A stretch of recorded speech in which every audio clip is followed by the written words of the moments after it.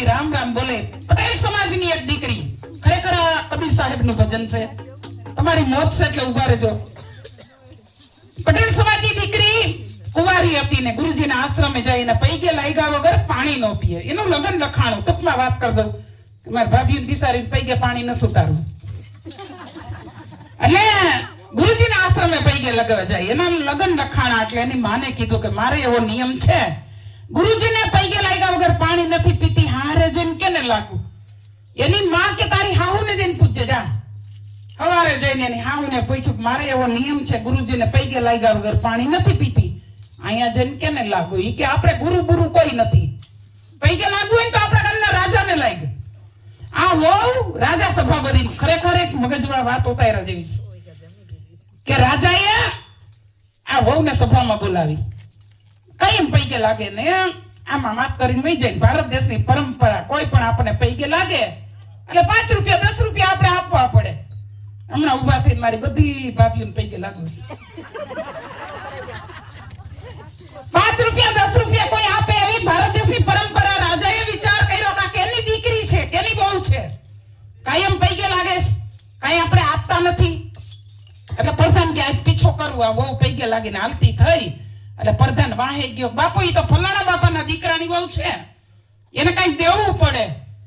કે શું દેવું? 500 વીઘા જમીન છે, 100 વીઘા ઈ દીકરીના ખાતામાં નાખો. તે દીવો હવે એક સાહની રાહ જોતા નહીં. ઈ દીકરીના ખાતામાં 100 વીઘા નાખો અને 100 વીઘા જમીન નાખી. તમને છે ને મોજ આવે ને તો તમે અહીંયા ના ઉભા રહેજો. ચેનલ ઉપર વિડીયો અમારે રજૂ કરવો છે. અને દીકરીને મોજ આવીને 100 વીઘા જમીન રાજાને મોજ આવીને નાખીને પછી દસ્તાવેજ કરીને દીધો કે આલ્યો લેતા જાઓ, આ તમારા ખાતામાં 100 વીઘા જમીન છે. હવારે આ વડાડામાં છાપામાં નો દેવું પડ્યું, ટીવીમાં નો દેવું પડ્યું. આખા ગામમાં ઓલા ફલાણા બાપાના દીકરાની બહુ 2 વર્ષ થયા જ આવ્યા. રાજાએ 100 વીઘા જમીન દીધી. હવારે સાર બીજ્યું આમાંથી જ.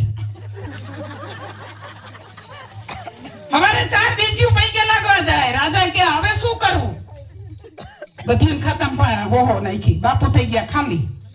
પ્રધાનને બોલાવ્યો, હવે શું કરવું આનું?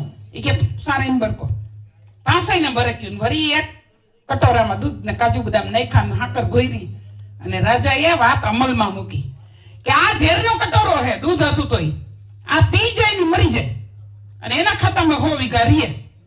અને બીજું છે ને દસ્તાવેજ મેલીને આંક્યું થાવ. બોલી જી ખોટી હતી ને એ કે મરી ગયા પછી 100 વીઘા જમીન શું કામ ની? આંગ્યો બાપુ અમાર નથી જોતો. અને ઓલી હાસી હતી ને એ પી ગઈ. એટલે કીધું કે સાસુ પૂછે સસરાજીને વાત કરે હાવ હાસી. સાસુ પૂછે સસરાજીને વાત કરે હાવ હાસી. ઈ મારોને કોઈએ કામ ન કર્યું, રામ કૃષ્ણ મહારાજી છે નકરા એવા હોજી. રામ રામ બોલે નાનકડા એવા હોજી. રામ રામ બોલે. અરે ગામે ગામના ભુવા તેડાવો હોને પાવ ગોળી. ગામે ગામના ભુવા તેડાવો હોને પાવ ગોળી. મારા હોજીને હારું થાય તો ગર્વ કરી દઉં છોડી. મારી ગર્વ કરી દઉં છોડી રે નાનકડા એવા હોજી. રામ રામ બોલે નાનકડા એવા હોજી. રામ રામ બોલે નાનકડા એવા હોજી. રામ રામ બોલે નાનકડા એવા હોજી. રામ રામ બોલે. વાટે ભજે ઘાટે ભજે ભજે દિને રાત. વાટે ભજે ઘાટે ભજે ભજે દિને રાત. કહે કબીરા સુનો સાધુ, કહે કબીરા સુનો સાધુ. ઓ પુજારા પાટે રે, ઓ પુજારા પાટે રે નાનકડા એવા હોજી. રામ રામ બોલે નાનકડા એવા હોજી. રામ રામ બોલે નાનકડા એવા હોજી. રામ રામ બોલે નાનકડા એવા હોજી. રામ રામ બોલે. બોલીએ સ્વર્ગવાસી આજે આત્માને જીવતા મોક્ષ મળી જાય એવું છે ભાઈ.